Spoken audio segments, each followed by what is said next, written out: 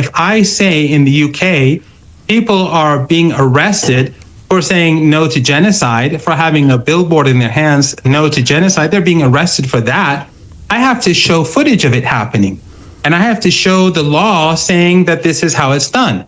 And when you tell me that if you tell me, has a woman ever been dragged away, I'll say yes. If you say that have people been beaten on the streets by the police, I'd say yes. In protests and riots, it happens. Well, if you tell me innocent people have died in Iran in prisons, I'd say probably yes. Well, it's interesting. But when you tell, and I would say the same about your country as well. And I would say the same about your country. But in your country and in the West, the caricature of Iran is very far from reality. And the reason is because of your country's hatred for Iran, which is being... The reasons include the proxy terrorist activity that's been, well, I would argue, I'm sure you are going to disagree with me, but the proxy terrorist activity that Iran has been involved in for decades. What are these terrorists? Hezbollah, Hamas, others arming Syria. So Hezbollah you consider as a terrorist organization, right? In part.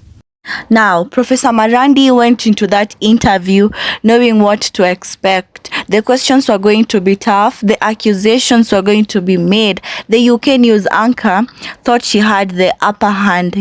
What happened next really surprised a lot of people. This was not just an interview on the television. It was like a fight between two ways of thinking, a fight between two different ideas, and neither side wanted to give in. Every time the news anchor asked a question, Professor Marandi asked a question back. Every time the news anchor had made an accusation, Professor Marandi challenged it. Every time the news anchor tried to corner Professor Marandi, it turned out into an argument that had people on social media talking about actually who won. Now, my loves, I want us to quickly jump into the video as we talk about the interview that everyone is talking about. Your characterization of our government, let's focus on the UK if I may, because I'm a UK presenter. Your characterization is so far from what is the truth here. I am currently in a country whose Prime Minister used to be the Director of Public Prosecutions, came from an ordinary working class home, and is now the Prime Minister. We, the voters, put him there. We, the voters, may or may not remove him from there in the next few years. And that process will be repeated. No, let me finish. No, that's not how it works. Let me finish. Your country please allow me to finish. Allow me to finish. Allow me to finish, if I may, and I will let you come back, of course. They certainly don't own this bit of the media that I'm speaking to you on, so can you and I just keep it civil and speak to each other directly? I'm not bombing you. You talk about the moral character of our country and the West. Iran massacred thousands of its own population in January. We don't know the exact figure, but the reports suggest tens of thousands. You know that happened. No, I'm not lying. Because you're lying. No, you're lying. Yes, you're lying. You're not lying. A single protester was killed. No, actually, your government helped kill them because your government is a part of a coalition that brings weapons into our countries. I really think you do have psychological problems. It seems as if it is Iran that has occupied Palestine. It is Iran that occupied Iraq. Iran occupied Afghanistan. Iran occupies Syria. Iran occupies Libya. So that's just one more war crime for the United States.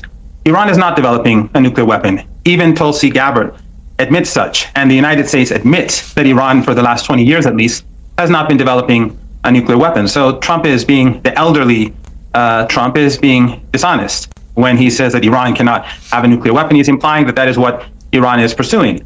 Its peaceful nuclear program is within the framework of international law. It is within the framework of the IAEA and the NPT.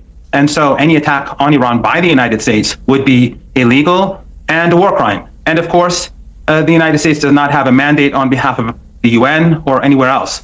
So it's just another it would just be another act of aggression. But the difference is that Iran can fight back. It would not be Iraq. It would not be Afghanistan. It would not even be Vietnam. All the small, tiny Arab dictatorships in the Persian Gulf that host US bases would be complicit. War would mean no more oil or gas from the Arabian Peninsula. That would bring about a global economic meltdown, and it would be the fault of the United States. And Iran can hit the United States back very hard.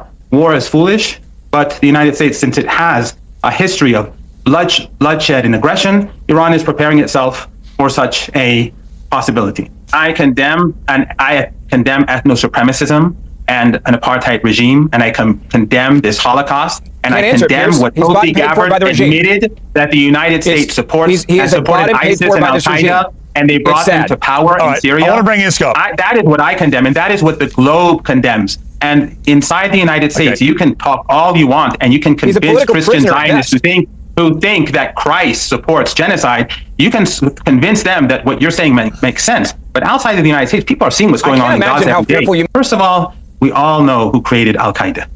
We all know who created ISIS. We all know who created the tragedy in Afghanistan. It actually began before the Soviet Union invaded. Brzezinski proposed a plan to Carter, and that's when things began to roll. And the 1980s was the decade where Al-Qaeda was on the rise. God. Then in Syria, we had Operation Timber Sycamore.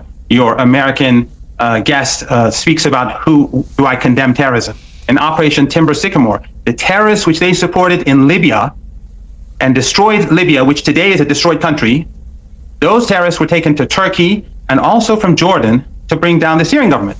And Tulsi Gabbard, who is in Trump's administration, she said that we supported these terrorist groups, ISIS and Al-Qaeda, which now have taken Syria. These are not the words of an Iranian. Other than that, what we're seeing in Gaza, you've gone over this many times. This did not begin on October the 7th. The Defense Intelligence Agency document of 2012. Have you ever, are you telling me that Iran has never supported Al-Qaeda or ISIS operators? Yes or no? It declares very clearly who supported ISIS and Al-Qaeda in Syria.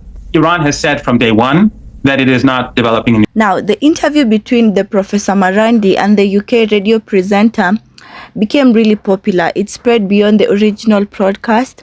Within hours, clips are all over social media. People who supported Professor Marandi and people who supported Sheila Fogerty both thought they won. What made the interview so interesting was not just that they disagreed. Professor Marandi and Sheila Fogerty had different opinions. What really caught people's attention was how strongly they felt about their opinions. Neither Professor Mohammed Marandi nor Sheila Fogerty wanted to back down. Professor Marandi is known for speaking out against foreign policy. He often talks about the Middle East. He has been on media platforms for many years. He challenges the way people think about Iran, Palestine, Israel, and Western influence in the region. Professor Marandi is very good at expressing his opinions. He's confident enough and not afraid to argue with journalists. On the other side, we have Sheila Fogerty, who is a journalist who likes to ask questions. You know, she wants to get answers from her guest. During the interview, she asked Professor Marandi about Iran and conflicts in the region. She wanted him to answer her questions directly. The problem started away when the Professor Marandi and Sheila Fogerty had different ideas about what was important. Sheila Fogerty asked questions that Western media and governments often ask about Iran. Professor Marandi turned the conversation around. He talked about what Western governments and their allies do. He said that people should also think about the actions of countries. This happened over and over during the interview. A question about one thing will turn into a discussion about international standards, military actions, and media coverage. One reason the interview was so popular is that it touched on something that bothers a lot of people. Many people do not trust news organizations. Some people think media outlets are too close to politicians. Others think journalists only focus on issues and ignore others. Professor Marandi talked directly about this frustration. He didn't just answer Sheila questions. He challenged the way she was asking them. He said that before talking about Iran, people should also talk about Western governments. Some people thought Professor Marandi was right. They thought he was pointing out hypocrisy. Other people thought he was just avoiding questions. Another important thing was how confident Professor Muhammad Marandi and Shela were in debates. How people perceive you is very, very important. Many viewers don't analyze every fact. They watch how people behave, their tone, and their confidence. Professor Marandi seemed calm and assertive. He spoke clearly. He didn't seem like he was intimidated. His supporters thought he was strong. They thought he was resisting pressure from Shela. Shela kept asking the same questions over and over. She tried to get the conversation back on track. Her supporters thought she was doing a good job. They thought journalists should not let guests change the subject. The interview also showed how divided people are about conflicts. For some viewers, Professor Marandi represented a challenge to dominance. They thought he was saying things that mainstream media often ignores. For others, the interview showed the danger of letting politicians avoid accountability. The truth is that interviews like this, they rarely have a winner. People who already agreed with Professor Marandi thought he won. People who already agreed with Shela thought she did a good job. Maybe the most important thing about the interview was not about who won or who lost. It was about what it made people think about the questions. How should journalists ask questions to guests? Do media organizations treat all countries the same? Can we talk about rights without thinking about politics? Are people getting information about international conflicts? What responsibility do governments, journalists, and citizens have when they talk about war and suffering? These questions are bigger than one interview. That is why clips of Professor Marandi and Shela Fogerty are still popular online. They represent something than just two people arguing on television. They symbolize the battle of information and public perception in a world. In today's media, every big conflict has versions of whatever that has happened. Politicians, journalists, and even citizens all try to shape an opinion. The argument between Professor Marandi and Shela Fogerty was memorable because it showed this struggle in time. Whether you think Professor Marandi won the interview or even Shela did a good job or they just had a different opinions, the interview showed how divided political discussions have become. Now, my loves, I want us to keep the conversation on going down below. I want to hear your thoughts. I want to know what you think about this video, and kindly consider hitting the subscription button. Thank you so much.